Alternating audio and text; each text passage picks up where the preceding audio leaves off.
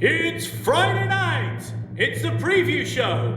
It's the No Nay Never podcast.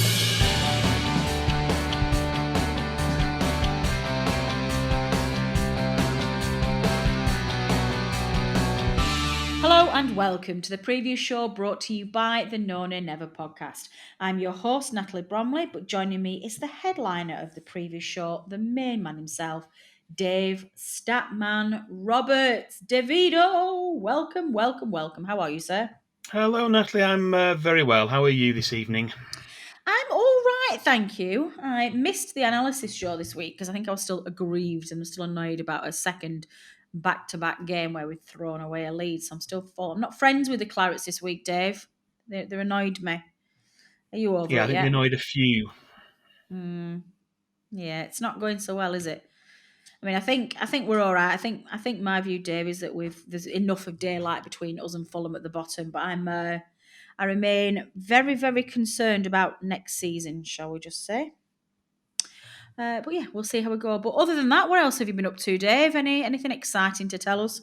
Not really. I'm still waiting to get a haircut, so that'll be maybe next week. I don't know. You don't look That'll be like you something to need look a forward to. haircut. I'm looking at you. You It's in the see, back.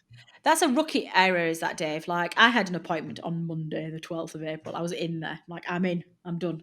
So, yeah, well, let's hope. Yeah, it's quite nice, actually, to have some Zoom calls with people who've managed to have a bit of a haircut. It is good. Well, we've got another preview show, Dave. It's just you and me this week. We've managed to get an analysis show out tonight. I think Richard and Tom have been chatting away, dissecting that game. The Newcastle game last week, so we won't need to go into that. But we've got the small matter of a new fixture. There's always a new week in the Premier League, Dave, and the football is always another game. So before we get on to the nitty-gritty of previewing this weekend's fixture, we've got some housekeeping, and the main bit of housekeeping is we've got a quiz question to give an answer to, please. Now, at the end of the Newcastle United preview show, we left you with a rather tricky question to answer. And the question was, prior to Sean Dyche's time as Burnley manager, who was the last Burnley player to score against Newcastle United at Turf Moor? That was a stinger, Dave. What was the answer? That was a tricky one. Yeah, the correct answer was Terry Donovan. Burnley won the match. That was in March 1983. Burnley won 1-0. But it wasn't enough to save us that season. We had a couple of really, really good cup runs. Got to the semi-finals of the League Cup and the quarter-finals of the FA Cup, but unfortunately we were relegated from the second division as it was then down to the third. So that win didn't help us, sadly. No, definitely not. Did we get any correct answers, Dave? We had a couple. Yeah, we had David Entwistle was in touch with the correct answer. He remembered it was Terry Donovan, and John Robertson also knew the correct answer. A little bit before his time, but he did say that he'd been doing some research prior to the game, and he'd seen that Terry Donovan had scored the goal. So well done to him. Have you heard? Been doing some research before the game. John Robertson Googled it. Clearly. Honestly, you think you can pull the wool over our eyes, young John Robertson. We're having that. I think you'll find, Dave, there was another correct answer. Was there? I think you're missing somebody from that list. Yes. Who's that? Adrian Caden. He got the answer. He submitted his answer before we started recording tonight's show. And I'm not having your insistence, Dave Roberts, that they've got to have a deadline. We said last week, Dave, that we were going to let our listeners decide when the deadline was and we were going to put it in place next season. So for this week, he got the answer in before we started recording tonight. So he's having a point. So there you go. I'm overruling you. Honestly, listeners, if this was a video now and you could see Dave, he's got such an indignant look on his face. He's looking at me and shaking his head like, nope, I'm not having it. Well, do stick around, guys, because Dave will be giving us another quiz answer. Nope, he won't be giving us an answer. He'll be giving us a question. He'll be giving us another quiz question at the end of the show. So stick around. You might learn something. Opposition stats. So let's move on, Dave. We have the business of a preview show to get on with. So let's stop this quiz question malarkey and start previewing a show. It is, of course, Manchester United away this weekend, Sunday the 18th of April at 4 p.m, live on Sky Sports. Why don't you kick us off, Dave, by letting us have the recent history of this fixture and about our opposition? Yeah, well, since 2009, we've visited Old Trafford, which is still the largest club ground in England, in each of our previous 6 Premier League campaigns. The first 2 of these visits both ended in defeat. But remarkably, Burnley are currently unbeaten in our last 4 visits to play Manchester United at the Theatre of Dreams. After an eventful 0-0 draw from October 2016, which we will come back to later, we almost pulled off victories in the following 2 seasons. After building up 2-0 leads in the games in December 2017 and also in January 2019, we were denied by late goals on both occasions, to dash our hopes of a first victory at Old Trafford since 1962, as United came back to draw both games 2-2. But Burnley fans were finally able to taste victory in the corresponding fixture from last season. And so perhaps it won't come as a surprise to discover which match we've selected for our highlight this week. Yeah, I thought that might be the one you might get. Highlights and lowlights. Well, let's move into that highlight and lowlight section, Dave, and why don't you let us know what that highlight is? Well, yes, our highlight this week. There have been some memorable victories on the road for Burnley in recent seasons. And although the long-awaited away wins at Liverpool and Arsenal this season were achieved with no away fans being present, thankfully, last season's game at Old Trafford in January 2020 was pre-COVID and was watched by over 2,000 travelling Clarets fans. Those of us who were very fortunate enough to be there to see Burnley's first win at Old Trafford for over 57 years were treated to an impressive occasion. Chris Wood's first half goal was followed by a thunderbolt of a strike from Jay Rodriguez to double the lead. And thankfully, on this occasion, United weren't allowed to get a foothold back in the game, and it stayed 2-0. The scenes after the final whistle, as the players came over to the corner to take the appreciation of the travelling Burnley fans, will live long in the memory, and I think we'd struggle to find any Clarets fans who would disagree with this selection as our highlight this week. Amen to that. Well, there's always got to be a low light because that's what this section is all about, Dave. So what is the low light of this particular fixture, please? Yes, yin and yang. This is the yang. Conversely, it was quite a tough choice for low light this week. Burnley fans have suffered numerous defeats at Old Trafford over the years, many of them heavy, since a 5-2 victory we had at Old Trafford in 1962. But for this week's lowlight, we selected the defeat from January 2010. After the sudden departure of manager Owen Coyle, who took virtually all of his backroom staff with him to Bolton at the turn of the year, this was Brian Lawes' first match as Burnley manager. A strong rearguard action kept it at 0-0 for the first hour, but the Clarets crumbled in the last half hour as goals from Dimitar Berbatov, Wayne Rooney and Mame Biram Diouf eased United to victory. Sadly, the slide towards what eventually became an inevitable relegation continued during the second half of the season that started off so brightly. It took a little while, but as we know, Burnley would be back. They would indeed. Fixture Flashback. Well, first of our new features for this second half of the season is the Fixture Flashback feature, which is your chance to get involved on the preview show.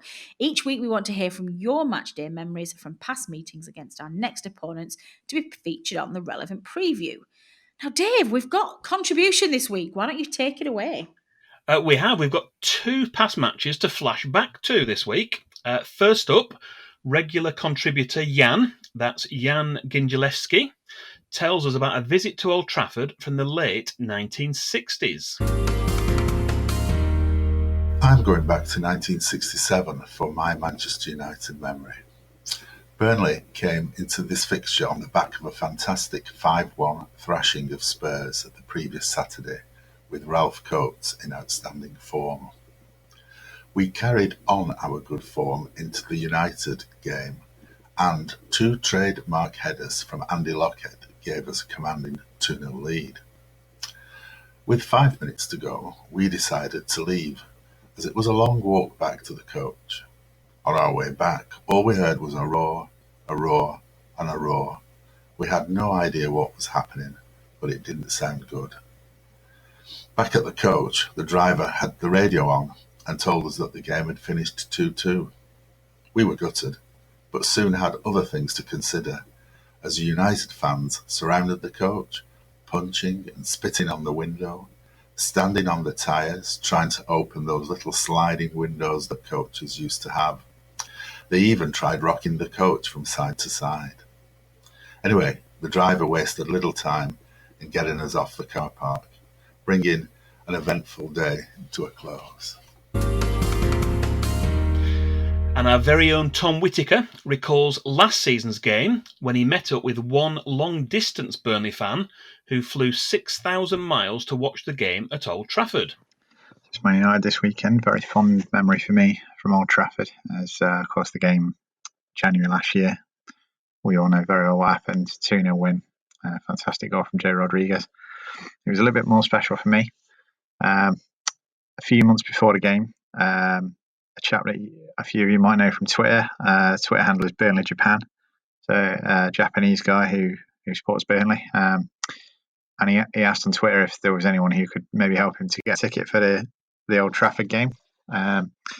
The people that I usually sit with season tickets wise don't always go because it tends to be a midweek game. So I told him, yeah, it's probably a good chance I'll be able to get you on.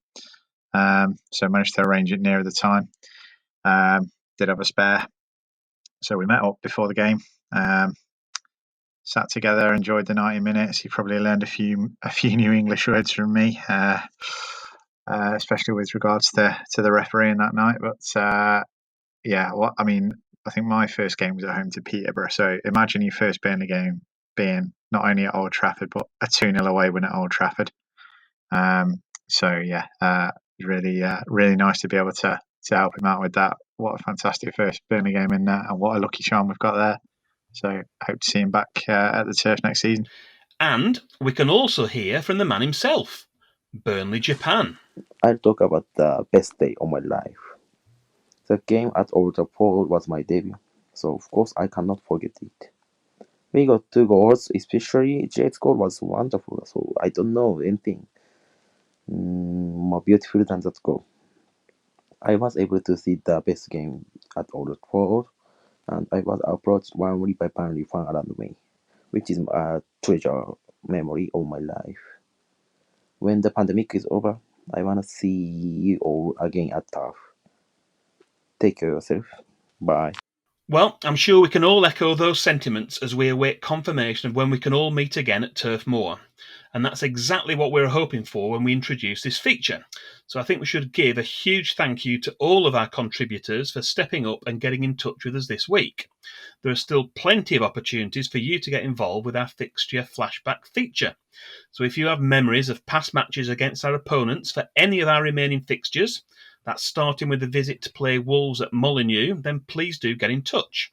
As always, you can direct messages on Twitter, that's at NoNayNever, or send an email, podcast@nonaynever.net. Although we're more than happy to read out written submissions, we're sure you'll agree that the audio recordings are podcast gold. Here's a quick reminder of a website you can use to make a recording and send us an audio link. It's vocaroo.com, that's VOCAROO.com. It's free to use, no registration required, and it's really simple. And we look forward to hearing from our listeners for the matches that we've got coming up between now and May. Excellent. So that was good contribution this week, Dave. It really makes that feature when we get people. And we got 3 this week. That was we've had a few weeks where we've not had anybody, and this week we've had an absolute bag full. So good on you guys. I enjoyed listening to those. Heroes and villains. Let's move on then. And our next feature is my favourite, which is, of course, our hero and villain. So why don't you start with the hero of this fixture? Right, well, our hero this week is a former Burnley goalkeeper who also celebrates his birthday this week, as he turned 35 on Thursday, the 15th of April. That should probably be enough information to know that we're talking about Tom Heaton, and to realise that it's his performance in a 0-0 draw in October 2016, which is the subject of this section. The former United goalkeeper returned to his former club, and showed them what they were missing with an unforgettable performance.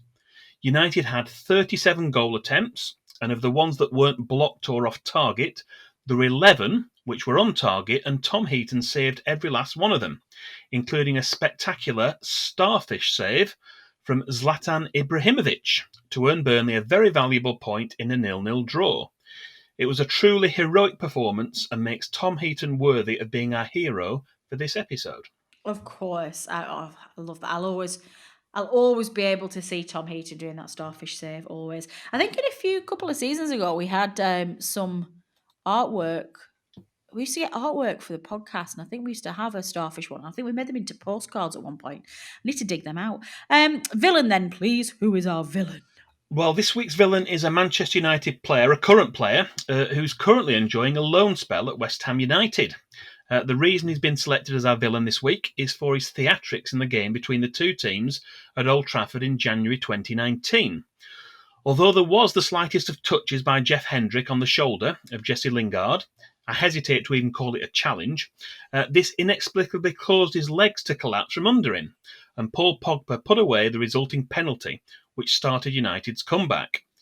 It's galling for a minor touch like this to result in a penalty, and yet when Chris Wood almost has his shirt ripped off his back and gets nothing, it does highlight the inconsistencies that exist in the game.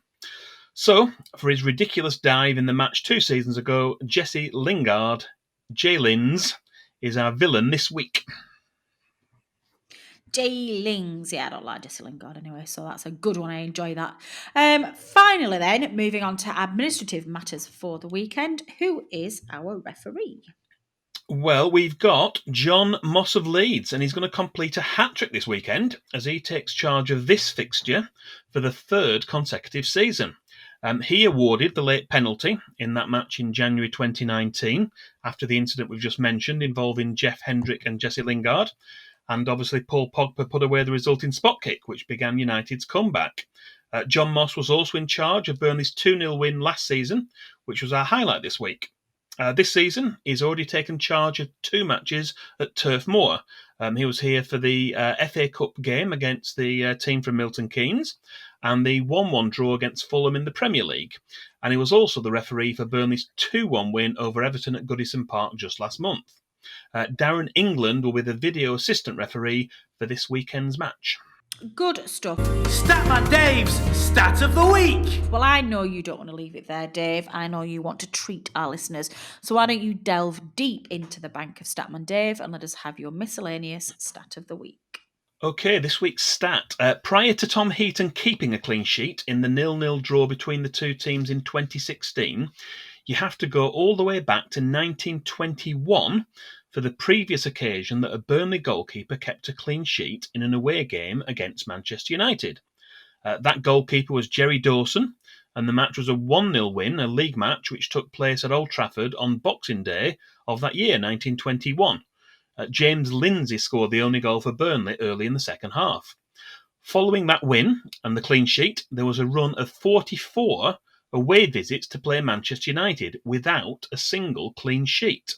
But thankfully, with Nick Pope keeping another clean sheet again last season, we didn't have to wait quite as long for the next one. Also, we did mention in advance in our last episode that this match will be the 100th time that a top-flight Burnley game has been televised in the UK. Of those previous 99 games, Burnley have won 27, drawn 20 and lost 52. Furthermore, 66 of these 99 previous games have been broadcast by Sky Sports, which will make this Sunday's game their 67th. Good stuff. That's a good stat. Well, before we have a quick look and dissect between us, Dave, what we think about this weekend's fixture, we do have an opposition view. We sat down and spoke to Johnny and Oscar Hoare for their views on this weekend's fixture. Opposition View. Hi Burnley fans, this is John and Oscar, your friendly Southern Man United fans.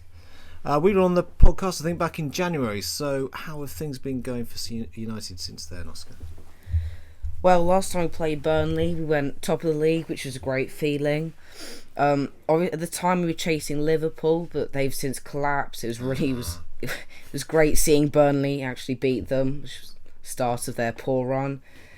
Man City, on the other hand, have gone a great run. They had that amazing win streak, which was brought to an end by us. We've done relatively well in the league, I think. We've thrashed Southampton and beaten Spurs. It's really nice seeing Jose's grumpy face after that. We've done pretty well in Europe as well. We got semi-finals of the Europa League. It's pretty much confirmed now.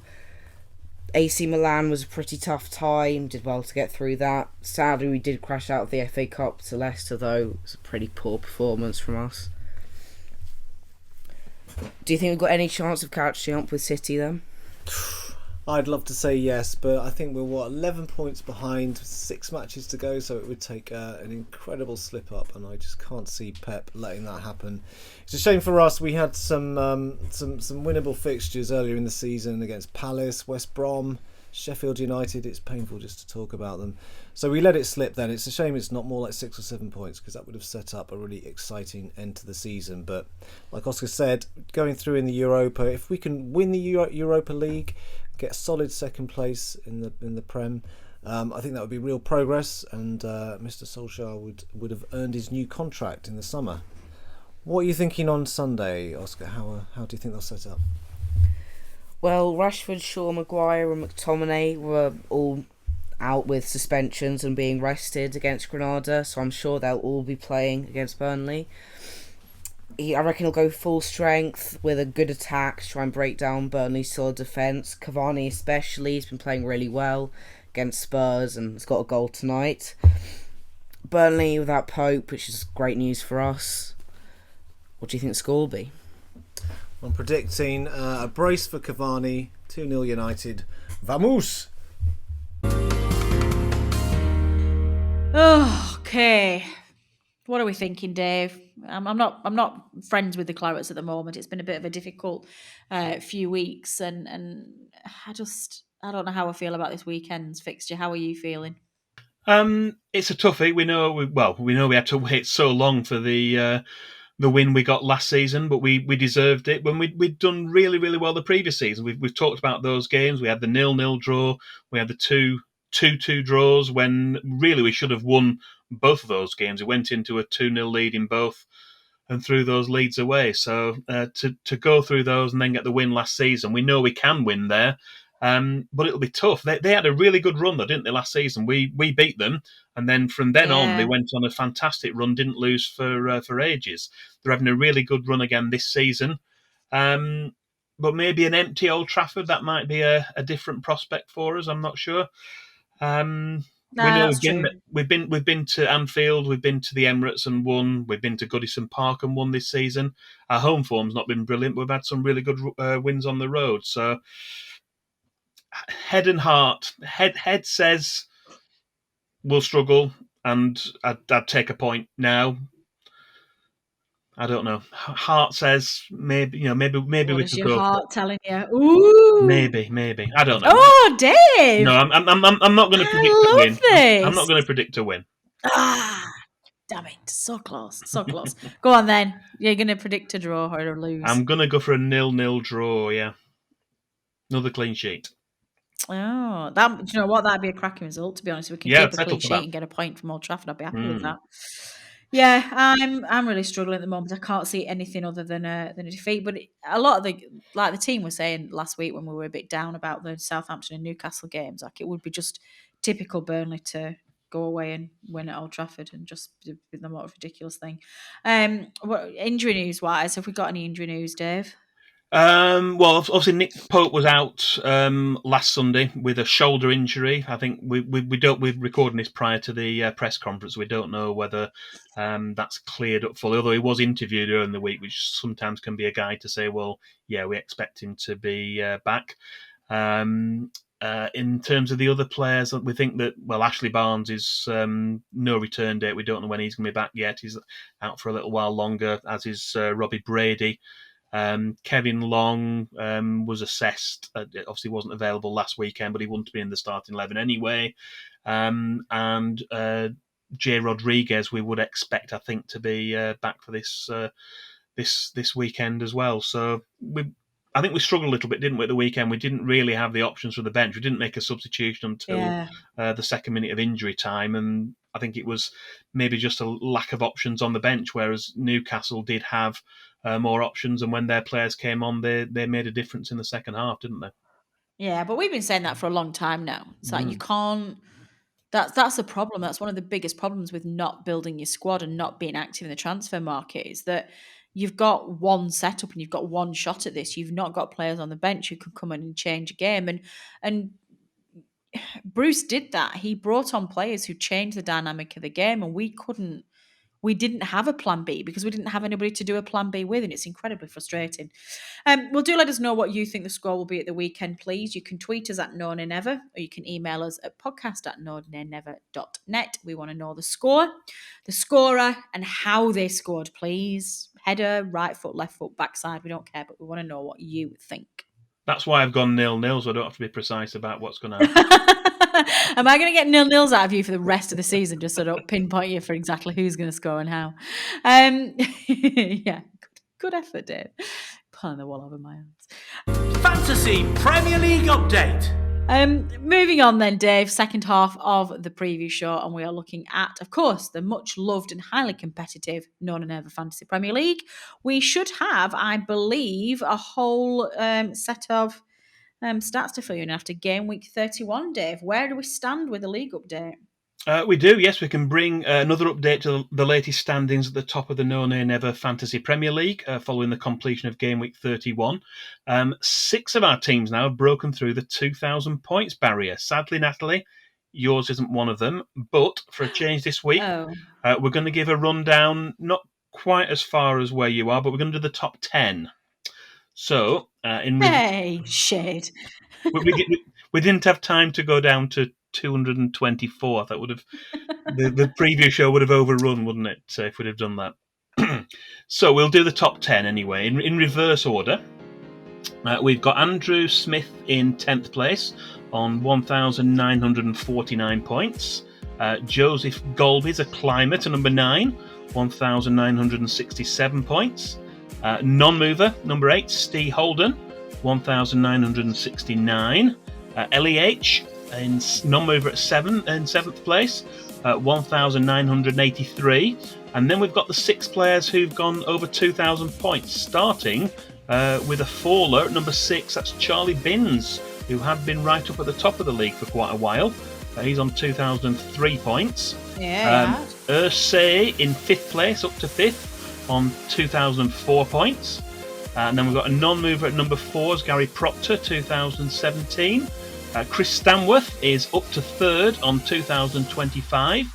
And then down at number 2, down 1 place from last week's first position, is Sean Danaher, friend of the show, 2,031. And we have a new leader. I think he's probably led at some point during the season. He's back up to first position on 2,039 points. 8 points gap at the top is Adam Dennett, first place currently, with not too many game weeks left to go. No, we're getting close to the end. Still time for a late surge from me. There definitely is. What's happening with Team NoNayNever? Well, before that, we've got the highest scoring manager in our league for the most recent game week. Oh, we've already of course, mentioned yes. him in the top 10. Sorry. We've got 3rd place, Chris Stanworth, was the highest scoring manager from last week with 75 points. That helped him to climb up the table. In terms of you and me, you are down slightly, down 1 place to 224th position with 1,329 points. I went down as well. I'm in 133rd position with 1,664. And the runaway leader in our podcasters mini league is still Richard Steele. He's in 84th place in the overall NoNayNever Fantasy Premier League. But in terms of our mini league, he's been out in front for pretty much all the season to date. Yeah, he has. Swine, Steele, swine. Talk us through the kings of game week 31, please, Dave. Who were the stars of the week? Yes, well, our 11 best players in a formation, if you've had all 11 of these, you would have got 142 points. That would have helped you go up the table. But it's in a 3-5-2 formation this week. So we had Sam Johnson of West Brom in goal.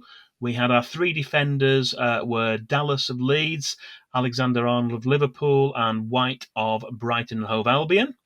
We had a midfield five of Pulisic, Lingard, Sant Maximan of Newcastle, Bowen of West Ham, and Mason Greenwood of Manchester United, and a front two of Leicester's Iheanacho and Arsenal's Alexander Lacazette, who obviously stopped screaming long enough to get some points last week.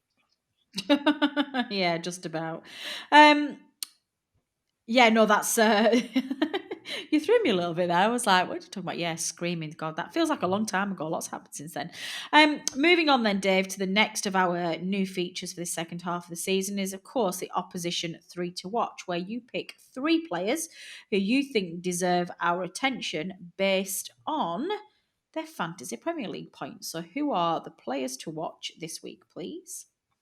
Yeah, well, looking at points up to and including Game Week 31 that's just finished, the highest scoring Manchester United player for the season to date, it might not surprise too many people, is Bruno Fernandes. He's on 216 points.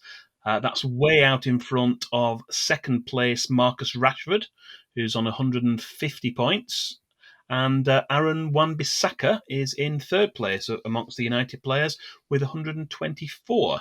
We certainly expect Bruno Fernandes to be in the team in the starting 11 on Sunday, and probably Aaron Wan-Bissaka as well. Marcus Rashford, not too sure. I think he has an injury doubt, so we're not sure whether he's going to be back or not for that. But they are certainly, if they're starting, 3 players to look out for on Sunday. Good stuff. So what about next week then? Are we going to be able to get a full game week in by the time we do the Wolves preview show? No, looking ahead to the fixtures, the next time we record a preview show, which will be for our visit to play Wolves, the midweek fixtures will still be in progress. They go through right until Thursday next week. That's something to bear in mind as well for your fantasy teams, because there might be, will certainly be some teams having 2 fixtures in there, which will have a bearing on your transfers and such like. Yeah, definitely. I'll definitely keep an eye on that. Yeah, definitely. So we'll have to do something a little bit different for our Fantasy Premier League section next time, as we won't have a league table to update. It'll be sort of in the middle of the game week, and we won't have a confirmation of the best 11 players either. So we'll get our thinking heads on and see what we can do for next week. Something a little bit different for our Fantasy Premier League section. Can it please not be a quiz for me to do? Because that was horrible and very stressful. That would be great. Statman Dave's quiz question. Okay, let's finish off then this week's show, Dave, with, of course, the much loved Dave Roberts quiz question. What have you set our listeners this week? Okay, this week's quiz question is, Ray Hankin scored for Burnley in a 2-1 defeat at Old Trafford in December 1975 in our last season in the old First Division. But after this, which Burnley player was the next to score for the Clarets against Manchester United at Old Trafford? Ooh, that's a good question. I think I might know the answer to this, unbelievably. Oh, I shall guess after the game. How do our listeners submit their answers, please? You can get in touch to let us know your answers using any of these methods. Tweet us, or preferably send us a direct message on Twitter. That's at No Nay Never. If you send us a DM, then no one sees your answer. You can keep it to yourself. You can email us, podcast@nonaynever.net, or you can also reply to the post we put up for the preview show on either the No Nay Never Facebook page or also on YouTube, and we'll reveal the correct answer at the start of the next preview show, including letting you know whether Natalie got it right or not. I bet I did. I think I do. I do really think that I know this. And Dave's going to be, I can imagine he's looking, let me look on the video screen. Are you shaking your head at me? He is. He's skeptical, listeners. He's looking at me like she doesn't know what she's talking about. I'm thinking if you know it, I've made it too easy. Hey, that's harsh. See what I've got to put up with, listeners. Statman Dave's horrible. Okay, fine. Have we got any other business, Dave? Community news, fixture changes, anything that we need to communicate to our loyal fan base? Yeah, a couple of things with fixtures. There's some talk, nothing's been confirmed yet, about possibly moving the penultimate fixture from being a weekend to a midweek, so it goes beyond the cut-off for the next stage of the roadmap. in terms of getting out of lockdown, which would mean that the final 2 games could have supporters present. Nothing's been confirmed yet. I think there are some proposals that are out there. So I would suspect maybe in the next week or 2 there might be a conditional statement coming out to say what's happening with that. So it'd be worthwhile listening out for that in the next week or so, see what confirmation Yeah. we do get. I did see that before, actually, Dave. I did see that before. Are you going to head on? Are you going to try and get a ticket for it if we can get on? Or are you going to wait till next season when we're all back? I don't know. It's one of those where we don't know any details. We don't know whether it's going to be 2,000, 4,000, what's going to happen. It's going to be a ballot. It's all a bit up in the air. I think until we know anything more for certain, it's not worth getting your hopes up, is it, really? Yeah, you're probably right. But I'm excited. Anyway, sorry, carry on. What else have we got to let our listeners know? Yeah, well, the only other thing to mention is, as well as the match at Old Trafford, Burnley FC women also have one of the biggest matches in their history this weekend. They take on Manchester United women in the 4th round of the Women's FA Cup. That match is a 2 p.m. kickoff on Sunday afternoon.